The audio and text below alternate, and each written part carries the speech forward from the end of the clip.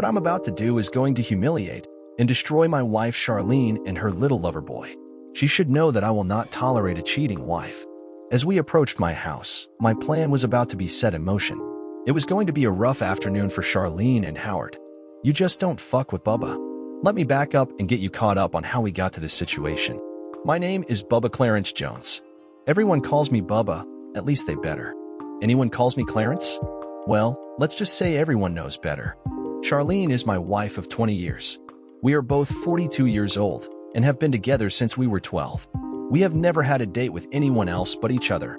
We were junior high and senior high sweethearts. I was captain of the football team, and Charlene was head cheerleader. We were the perfect couple. We got married as soon as we graduated high school. We live in a mid-sized town in the middle of Texas oil country. I got a job as a roustabout with a drilling company. Charlene became a stay-at-home mom. We had a couple of kids right away. Charlene is as beautiful a woman as you will ever find. She is tall, maybe about 5 foot 10 inches. I love those long legs of hers, especially the way she wraps them around my waist. Charlene and I started having sex our sophomore year in high school. We were pretty awkward at first, but we soon learned how to please each other in a variety of ways. We had 2 kids over the next 3 years. Charlene had a difficult time in the delivery of the second child, so we decided to stop. I got a vasectomy so we wouldn't have to worry. Now I don't want to brag, but I'm pretty damn good with sex. I have seen Charlene's eyes roll to the back of her head with orgasms that make her scream. Of course, she does the same for me. Even after all these years together, we still do that, which makes it so hard for me to figure why she cheated on me. After our kids entered junior high, Charlene decided she wanted to get a job. She went to a junior college to become a paralegal. She then got a job with a local law firm that specializes in oil and gas leases and other oil-related issues. A couple of years before that, I started my own business. It was an oil well site prep company. There was very little competition in Texas. It didn't take long for my business to take off. I started making pretty good money, so we moved out of our trailer and built a real nice house in a very nice neighborhood. We are doing well financially, and Charlene really enjoys her job. My business requires that I travel some because my company works in Texas, New Mexico, and some of Louisiana. I told you I was doing well. I never really worried about Charlene while I traveled. She worships the ground I walk on, but I guess she got an itch that needed scratching. About 4 months ago, Charlene's law firm hired this guy about 30 years old right out of law school. He was young, very good looking, but married with 2 small kids. His name was Howard Bishop. Charlene went on and on about how smart and how wonderful he was. I met him at the firm's Christmas party last month. I could tell he thought his shit didn't stink. He treated me like some oil roughneck or something. Truth is, I could buy and sell him in a heartbeat. Charlene was drinking and hung around him all night long. She danced quite a few dances with him. I could tell his wife was not really happy either. I still figured Charlene was just drunk and let it go. Besides, when we got home, Charlene fucked the shit out of me. She was so horny I could hardly keep up.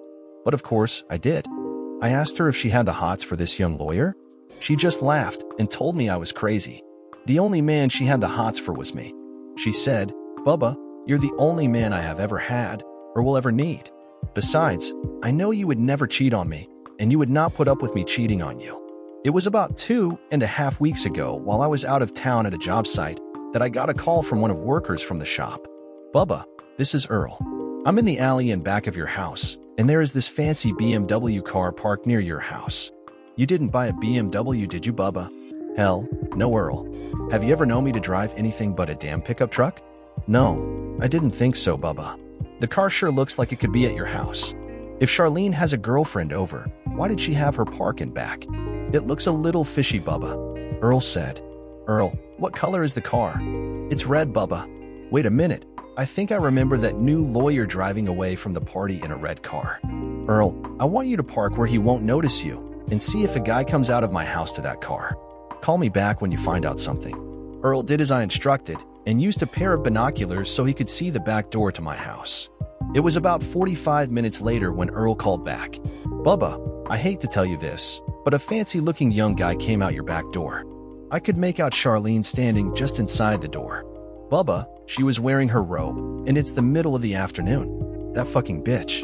If she has fucking around on me with that little prick, she is gonna regret the day she was born. He's not gonna be worth much either when I get through with him. You don't fuck with Bubba. I got home the next day, then drove over to Midland to this spy store a guy told me about. I had to get the goods on them before I did anything. I bought this bedroom spy cam that looked like an alarm clock. Charlene would probably not even notice it. It was motion activated. I also bought some software that allowed me to listen to her phone calls. When her phone would ring, or she made a call, I could hear it on my phone. I don't know how the fuck it works, or care. I just want to know what she is doing. The camera would record anything in the room as soon as someone walked in. If they did it again, I would have the goods on them. I got home that evening and decided to see if Charlene would submit to my advances. Not that I wanted seconds, but I just wanted to see her reaction. She said she was too tired and not in the mood. I think I had my answer. Sunday night, I announced I was going out of town again for a couple of days. She acted disappointed, but I don't think it was sincere. I kissed her goodbye the next morning and left. As soon as I left, she called Howard. She told him I was going out of town again. He told her they would get together that afternoon. He would park in the alley again. As much as I hated to do it, I had to let them go through with it. I needed the evidence. It was beginning to dawn on me that my marriage was probably over. I did go to a job site about 100 miles away, then spent the night in a motel. I got drunk that night. I also found myself crying as I tried to sleep. The next day I came home while Charlene was at work. I checked my recording device to see just what it recorded. I hoped for the best, but expected the worst. I downloaded the recording to my laptop. The recording showed Howard and Charlene in our bed. The quality of the video clearly identified them both. I didn't think Howard was as good as me, but she seemed to like it. It was now obvious my marriage was over, but not before a little payback. I could hear their conversation as they were getting dressed. Charlene, you are one hell of a good fuck. I wish my wife could fuck like you. She won't even give me a blow job. Howard said. Thank you, Howard. You're not bad yourself. Charlene said. Yeah, I gave you a good one, baby. I bet it was better than that redneck husband of yours. Howard said. Now, Howard, don't you ever say anything about Bubba. I love Bubba with all my heart, and he is one hell of a lover. He is a good husband, a good father, and makes me very happy. She said. Then why did you agree to allow me into your bedroom? Howard said. Bubba and I have been together since we were 12. I've been fucking him since we were 16. I've never been with anyone but Bubba. I guess I was just curious, Howard, and you were so charming and attentive to me. I guess I just had this itch, and I wanted you to scratch it. You are very educated and sophisticated, and I wanted to see what it was like. Also, you're 12 years younger, yet you still find me attractive and sexy. She said. Well, you are one hot lady, Charlene, even though you are older. How long will we keep this up? He said. I know one thing. Bubba can never find out. If he does, he would kill us both. So, I think this should be it. She said. Come on, Charlene. Just one more time. Let's do it one last time when he leaves again. Then we will never do it again. The itch will have been scratched, and I will never ask again. Unless, of course, you ask me. Remember, I am married too, and I know my wife would take me to the cleaners if she found out. Howard said. I don't know, Howard. I hate to risk it for very long, but I guess one last farewell fuck would be okay. I'm sure Bubba will have to leave again later this week. If he does, then we will make this last one a good one. She said. They left the room, and the camera shut off. So, it was just an itch that needed scratching. They weren't in love or anything. It was just a case of lust. I've had a few itches over the years, but never once did I even come close to scratching. They were about to find out. You don't fuck with Bubba. I went back to the shop and waited for some of my boys to get in. I needed some help on this. I had an idea that even amazed myself. I called Earl and told him to get Leon and Tiny and meet me at the shop. These were 3 big oil men. Tiny was the biggest. He was about 6'6", weighing about 320 pounds. They were also very loyal to me and would do anything for me. When they arrived, I sat them down and explained everything. They couldn't believe Charlene could do that to me. After I told them about the videos, they all jumped up saying they wanted to see it. Bullshit. You assholes just want to see Charlene naked. Just take my word. She did something with that fancy lawyer she should not have done, and will soon wish she hadn't. Boys will be boys, I guess. After explaining what I wanted them to do, they left laughing about how much fun this was going to be. That night, I tried to be as normal as I could. I even made a move on Charlene. I just wanted to see how she reacted. Just like the last time, she said she wasn't in the mood. She probably was worried I would notice something. I told her I had to leave overnight again day after tomorrow. She just shrugged and said, Okay. The next day, I drove to Midland to meet with this lawyer I knew about. We drew up the divorce papers and also prepared the lawsuit I would be filing against Charlene's employers. His representative would be on hand the next day when we surprised Charlene and Howard. Everything was set. Let's see if they have that one final fling. That night, I was very quiet. I guess I felt pretty sad about the end of my marriage. Charlene even asked if anything was wrong. I just told her I wasn't feeling real good. So, just turned around and slept. So, that leads me up to where I started this story. Everything was in place. Earl and Leon were in my truck with me. Earl had the rope, duct tape, and 2 sturdy chairs as I instructed. Tiny was in the company truck and trailer with the giant forklift in tow. Tiny was a great forklift operator. I drove by the alley to make sure Howard was there. Sure enough, there was his BMW near the back of my house. I instructed Tiny to park down the alley, then bring his forklift to Howard's car. He was to move his forklift in place, then wait for my signal. I drove back to the front of my house, but did not park directly in front. I got out of the truck. Earl and Leon followed with the chairs, rope, and duct tape. When we got to the front door, I called Tiny and told him to proceed with his part of the plan. While we made our way inside the house, Tiny used his forklift to carry Howard's little BMW down to the community pool at the end of the block. It had a gate just wide enough for the forklift to fit through. Tiny used his bolt cutters to cut the lock, then proceeded to place Howard's car in the pool. Meanwhile, we made our way upstairs to my bedroom.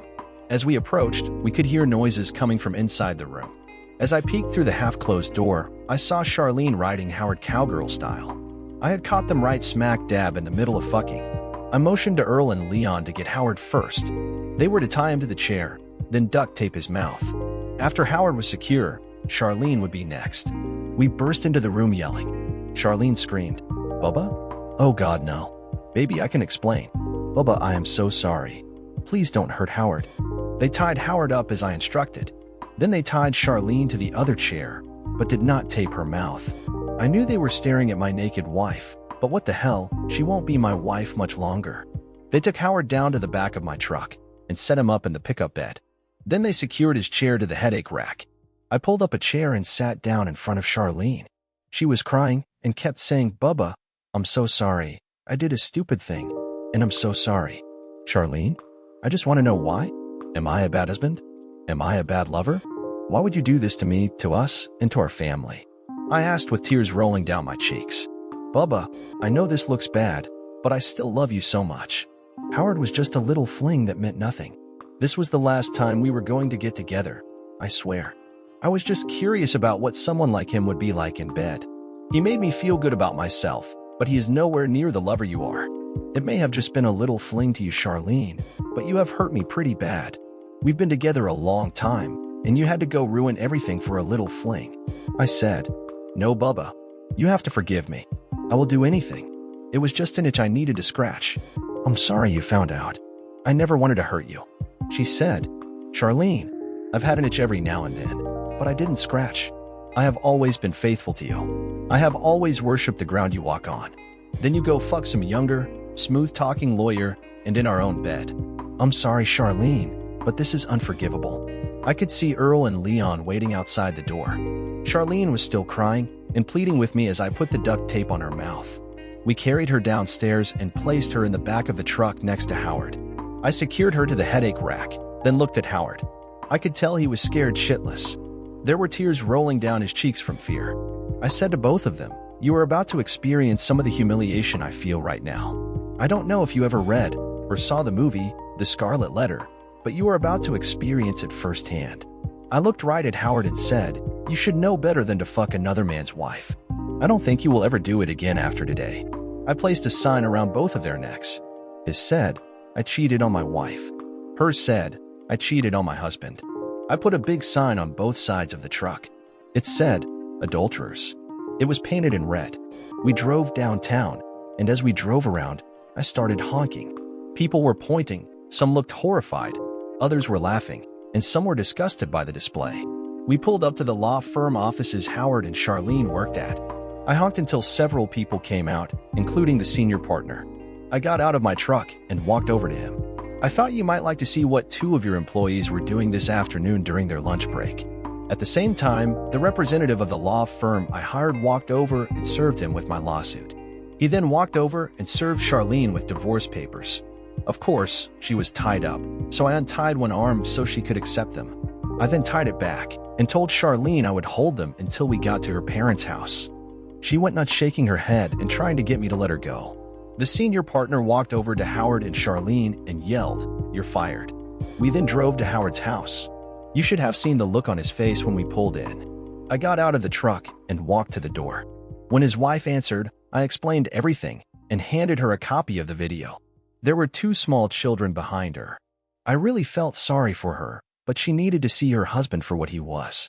Leon and Earl took him out of the pickup and placed him in the yard. She walked over with tears in her eyes and slapped the shit of him. She gave Charlene a pretty dirty glare, then went back inside. Right before she walked in, I told her that I think Howard's car slipped out of gear in the alley in back of my house and rolled into the swimming pool. Down at the end of the block, Howard was still sitting there when we drove away. We left with Charlene still in the back of the truck and drove to her parents' house. I went to the door, but Monroe and Mildred were already standing there. I explained the whole situation and offered them video evidence if they wanted. I made sure they knew I was not fooling around and Charlene was at fault. They looked at their daughter, then just shook their heads. Monroe said, "Bubba, we are so sorry our daughter did this to you.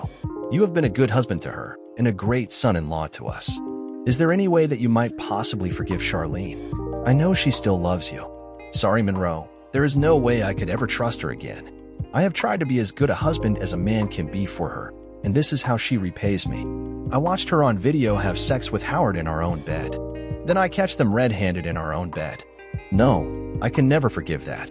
Mildred said, "We understand, Bubba, and I guess we don't blame you." I untied Charlene and led her over to her parents.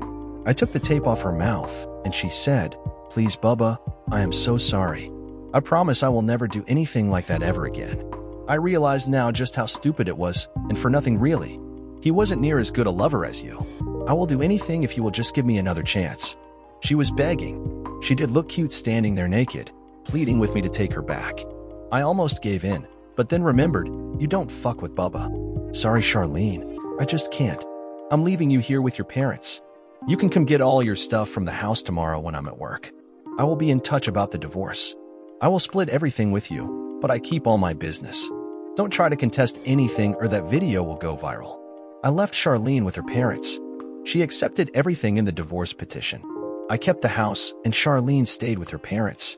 I guess I was pretty hard on her, but she made a big mistake and paid for it.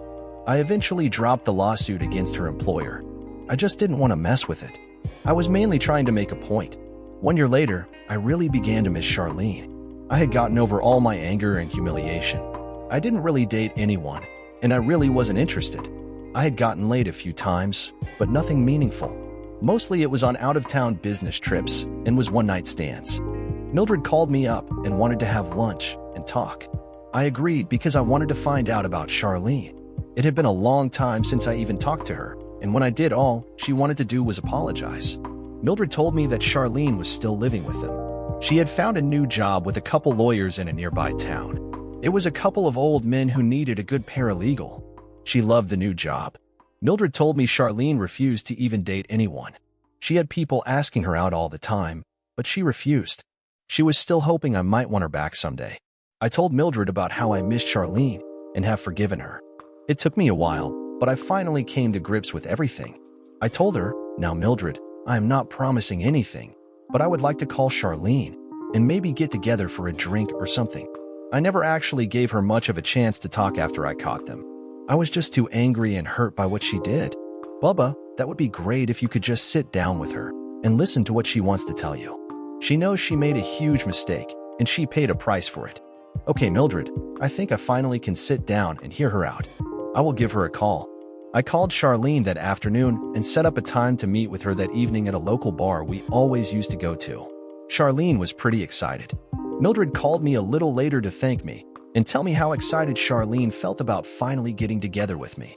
I arrived a little early, got myself a beer, and grabbed us a little table away from everything where we could talk. I did a double take when Charlene walked in. She looked fantastic. She was dressed very nice. She had lost some weight and had grown her hair out like she did in high school. Every man in the place turned and stared at her as she came in. I walked over to greet her. "Hello, Charlene. I must say, you look so beautiful. It is good to see you." I gave her a hug. She held onto the hug for about 10 seconds, with her arms around my neck. There were tears in her eyes when she said, "It's really nice to see you too, Bubba. You look pretty good yourself." I can't tell you how excited I was that you called.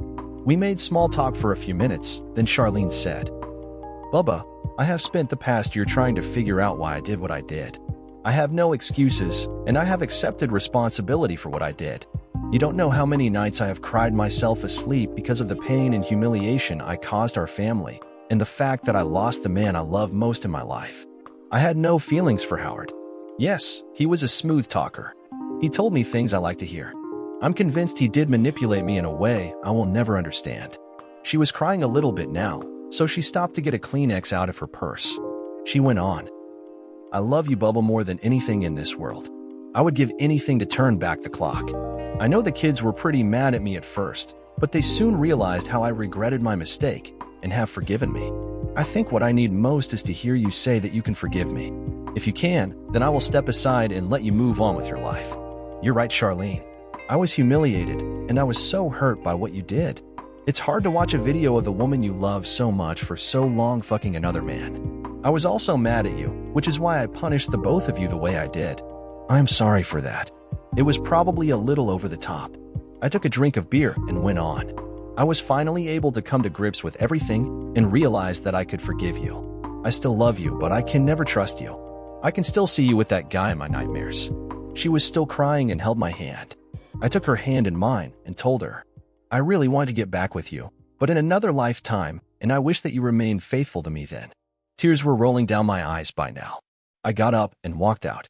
As I reached the door, I looked back and saw her looking at me with tears in her eyes. I lifted my hand and waved the final goodbye. It was hard. My heart ached. It felt like I had knives in my heart, but I had to do this. Let's hope she learned a lesson, but most of all, she learned you don't fuck with Bubba.